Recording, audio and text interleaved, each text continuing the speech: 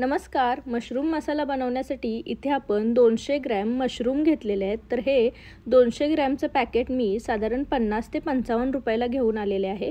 कुठल्याही एक्झॉटिक भाजीवाला किंवा आता नॉर्मल भाजीवाल्यांकडेही मशरूम अवेलेबल असतात किंवा एखाद्या डेअरीमध्येही हे मिळतात किंवा तुम्ही कोणतेही ऑनलाईन ग्रोसरी ज्यातून घेत असाल त्यातही हे भाजी अवेलेबल असते, तर तुम्ही त्यातून मागवू शकता. यावरती व्हाईट बटन मशरूम लिहिलेले असतात. तर आज आपण या मशरूमचा वापर करणार आहोत मशरूम मसाला बनवण्यासाठी. तर मशरूमचे खूप सारे फायदे आपल्या शरीरासाठी होत असतात. मशरूममध्ये रोगप्रतिकारशक्ती जास्त असते, यामुळे हृदयाचं आरोग्य सुधारतं, हाडांचं आरोग्य सुधारतं. मशरूम हे कमी कॅलरीज झाले असतात, त्यामुळे तुम्ही हे रोजही खाऊ शकता. यामध्ये भरपूर प्रमाणात प्रोटीन आणि फायबर असतात, त्यामुळे मशरूम आपल्या शरीरासाठी खूप जास्त उपयोगी असतात.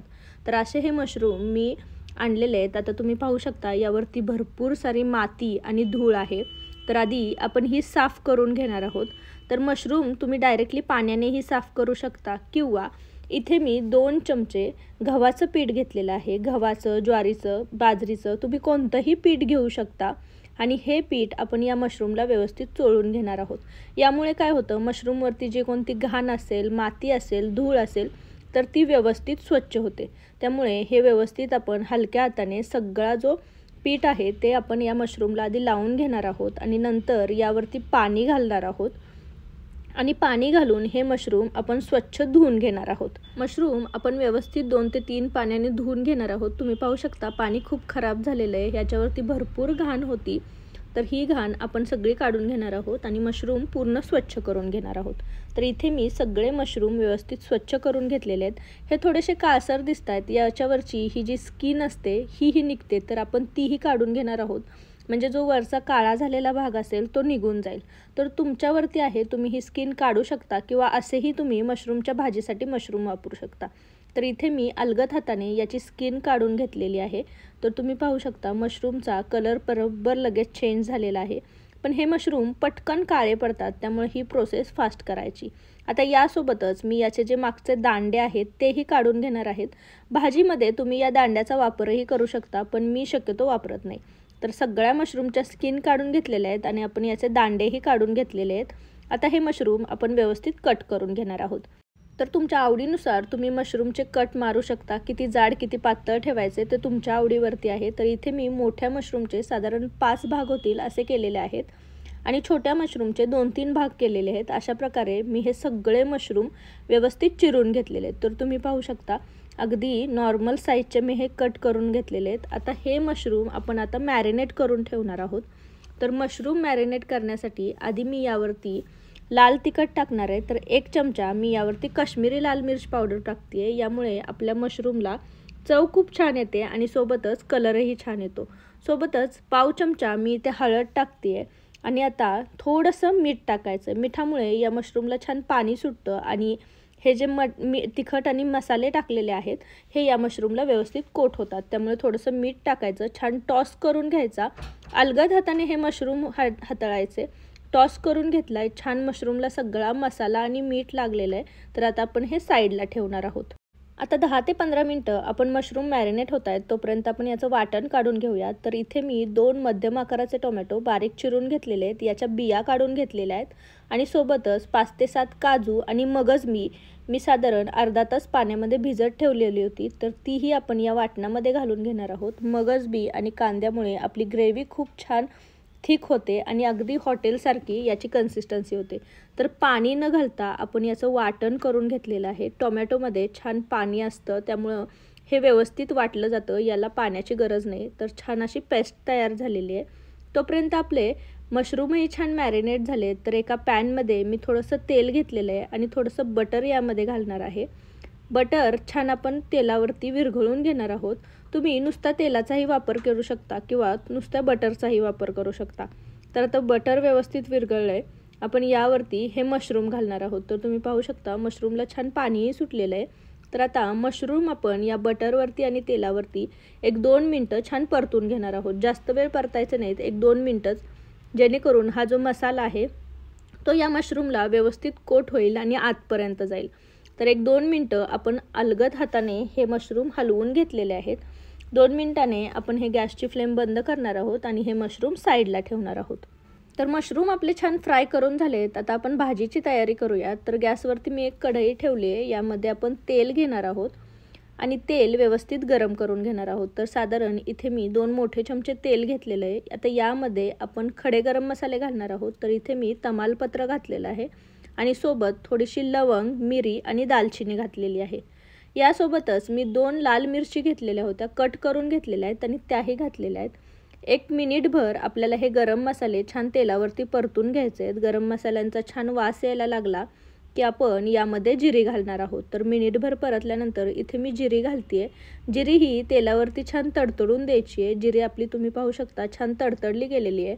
एकदा आपण हे सगळं हलवून घेणार आहोत आणि आता यामध्ये मी मध्यम आकाराचे 2 ते 3 कांदे बारीक चिरून घेतलेले आहेत ते घालणार आहे. कांदे होतील तेवढे छान बारीक चिरून घ्यायचे, म्हणजे याची पूर्ण छान तयार पेस्ट होते आणि ग्रेव्हीमध्ये खूप छान लागतात. तर कांदा आपल्याला छान गोल्डन ब्राऊन रंगाचा होईपर्यंत भाजून घ्यायचा आहे. कांदा व्यवस्थित परतून घ्यायचा.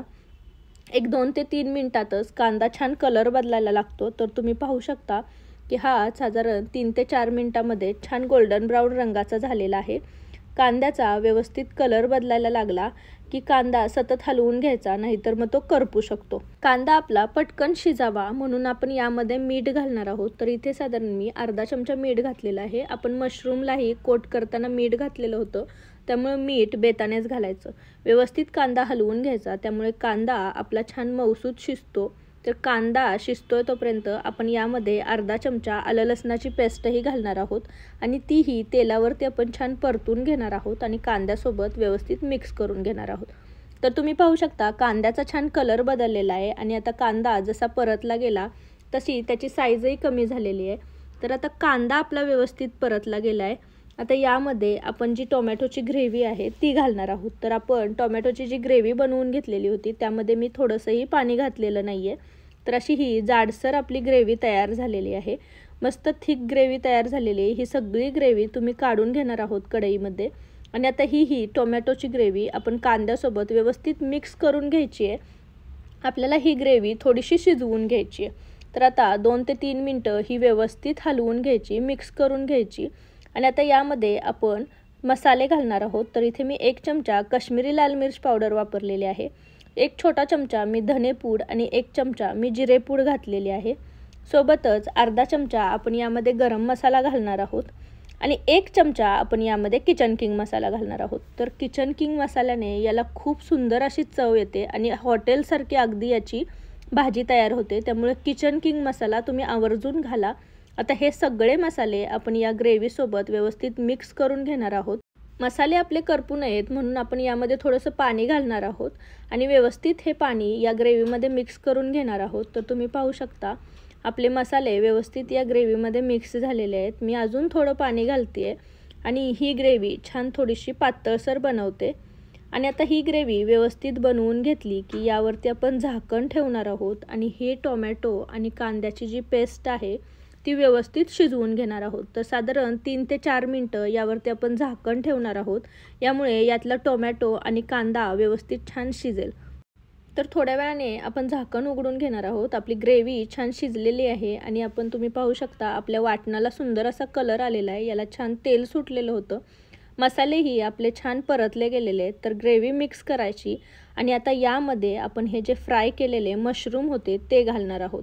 तर हे सगळे मशरूम आपण यामध्ये घालून घेणार आहोत आणि व्यवस्थित अलगद हाताने आता आपण हे मिक्स करून घेणार आहोत. मशरूम शिजल्यामुळे ते अजून नाजूक होतात, त्यामुळे अलगद हाताने आपण हे मिक्स करून घ्यायचे आहेत.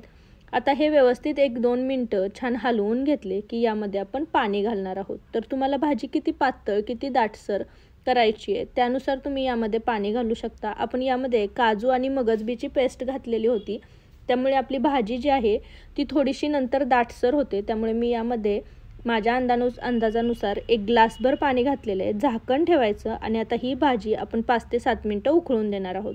मशरूम आपण ऑलरेडी फ्राय केलेले होते, त्यामुळे भाजीत मशरूम शिजायला जास्त वेळ लागत नाही. तर 5 ते 7 मिनटानंतर आपण याची झाकण काढणार आहोत. याची एक वाफ जाऊन द्यायची. तर मस्त चमचमीत असा आपला मशरूम मसाला तयार आहे. अगदी मटणाच्या भाजीला लाजवेल असा हा मशरूम मसाला तयार होतो. तर असा हा मशरूम मसाला तुम्हीही एकदा बनवून पहा. कसा झालेला मला कमेंटमध्ये सांगायला विसरू नका.